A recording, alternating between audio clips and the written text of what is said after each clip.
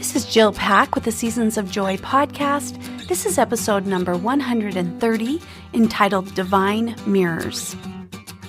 Are you a woman of faith who is struggling to navigate your current season of life? Do you feel like life is just happening to you instead of for you? My name is Jill Pack, and I'm a certified faith-based life coach and a member of the Church of Jesus Christ of Latter-day Saints. I want you to know that no matter your season or your circumstance, it is possible to create a more joyful life, and I would love to show you how. Are you ready? Let's go.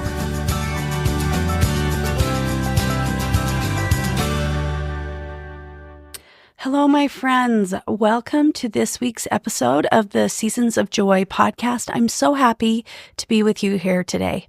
In case you weren't aware, I'm currently offering some early Black Friday deals. If you are on my mailing list, you are getting the daily deal in your inbox, which includes the code for 30% off of the regular price of the special that day. If you're following me on Instagram or Facebook, you can also learn more about those daily deals there. Each day is a different offer. Yesterday was my recorded workshop called Navigating Conflict with Courage and Confidence. Today, I'm offering my Season of Abundance mini course. And some of the other things that are coming are my Mending the Rift, Repairing Relationships with Adult Children Who Leave the Faith You Love, and my Strengthening Your Relationship with God workshops. On Friday, I'm offering my 3-month group coaching program, Season of Connection, for 30% off as well. These are great resources for you if you're looking to create greater connection in your relationships.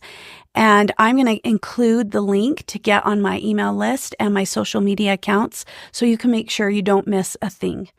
Also, I wanted to remind you that if you're feeling overwhelmed with the unique challenges and opportunities that come with the season of life that you're in, I've got you. I'm continuing to offer my complimentary clarity conversation. It's a one-on-one conversation where you and I dive into whatever's on your mind, and we work together to help you gain some clarity and fresh perspectives. If you're ready to dive deeper into what I talk about on the podcast, I'm here to help. Just click on the link found in the show notes or visit my website, www.seasons-coaching.com, and click on the Work With Me tab. I'm also sharing something fun in honor of the celebration of my birthday month, November, and the approaching holiday season. It's called Season of Light, 12 Days to Relationship Renewal. I'm so excited to share this with you. Its purpose is to help strengthen the relationships in your life, whether it's with the relationship that you have with yourself, others, or God. I've included the link as well in the show notes, and you can grab this powerful resource to help you add more light into your relationships during the holiday season. And the best part is, it's my gift to you. Happy birthday to me. Now on to this week's episode. Today, I want to dive into something that I believe is a profound spiritual truth. The concept that everything we see in the world is a mirror, reflecting not our limitations, but our infinite potential to serve and create. I really do believe it's something that is divinely designed. Consider this. Have you ever caught your reflection in a store window and noticed something about yourself you hadn't seen before? Maybe it was the way you carried yourself or an expression you didn't realize you wore. Well, today we're going to be exploring how the entire world acts as such a mirror, not just reflecting our physical appearance, but something far more profound, our divine potential. So let's spend a few minutes talking about the mirror principle. Think about this for a moment. What if every person, situation, and challenge you encounter isn't just a random occurrence, but a carefully, divinely positioned mirror, showing you aspects of yourself you need to see? When we look at the world this way, something remarkable happens. That difficult colleague, they're showing us where we need to develop more patience. That inspiring leader, they're reflecting our own leadership potential. Our adult child, they're teaching us how to love as the Savior loves. Even our challenges aren't limitations. They're showing us our capacity for growth. But here's where it gets really interesting. This mirror isn't just showing us who we are now, it's revealing our infinite potential.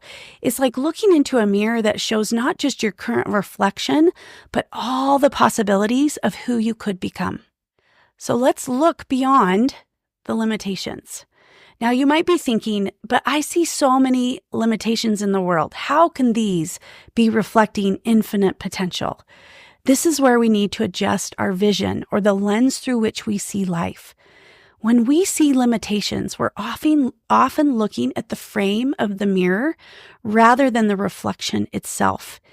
Every apparent limitation is actually an invitation, an opportunity to transcend, to grow, to expand, to become. Remember, the oak tree is already present within the acorn. In the same way, your greatest potential is already present within you, waiting to unfold. So what is the connection between service and divine purpose? Here's where this teaching becomes truly transformative. All this potential isn't just for personal gain. It's meant to be expressed in service. When we align our growing potential with divine purpose, we become channels for something greater than ourselves. Think of it this way. If you discover you have a talent for communication, that's not just about becoming a better speaker. It's about how many lives you can touch with your words. If you develop patience, that's just not about feeling more peaceful. It's about how many people can be comforted by your presence. So let's dive into some practical application on this. Let's deep dive into this. Work with this mirror principle in our daily lives. I'm going to share with you 3 powerful practices that can transform your everyday experiences into opportunities for profound growth and service. So practice 1, morning inquiry. We ask ourselves this question: what might today's experiences be trying to show me about myself? This question is like getting your internal GPS going, right? It's setting it before starting your journey. It's calibrating. And then this is how we work with it.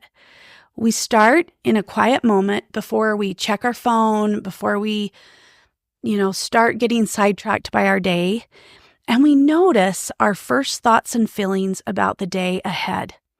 For example, if you're dreading a certain meeting or interaction, you might want to ask yourself, what if these aren't obstacles, but signposts pointing to my growth? And then write down your insights. Even just a little thought, one sentence. What do you notice when you consider the possibility that what you're dreading isn't an obstacle, but it's trying to show you something? Set an intention to remain curious about what each experience might reveal. Curiosity is such a powerful tool. So, for example, if you're anxious about a presentation, perhaps the day is offering you an opportunity to discover your voice. If you're dreading a difficult conversation, maybe this is showing you where you can develop more compassion or boundaries. Both are important. Practice number 2, the trigger as teacher. Asking this question, what aspect of myself needs attention or development here? This is where the mirror principle becomes particularly powerful. When you're triggered or activated, first, take 3 conscious breaths, deep breaths with a slow exhale. Notice where you feel that reaction in your body. How is your nervous system responding? And then ask yourself, if this person or this situation is my mirror, what am I seeing? And then consider, what quality am I judging in others that I might be denying in myself? And remember, the strongest triggers often point to our greatest potential for growth. This is so true for me, especially. So, for instance, if someone's success makes you feel envious, you're seeing a reflection of your own unlived potential. If someone's negativity bothers you, examine where you might be harboring similar thoughts. And then practice number 3, alchemizing growth into service. Asking the question, how can this growth benefit others? This is where personal development becomes spiritual growth. And here's how to practice this. First, for each insight you gain through this process, ask yourself, who else might need this understanding? Consider how your challenges, once overcome, might help others. Look for opportunities to share your growth journey authentically. And remember this, your struggles become your credentials for supporting others. That's a powerful one to consider.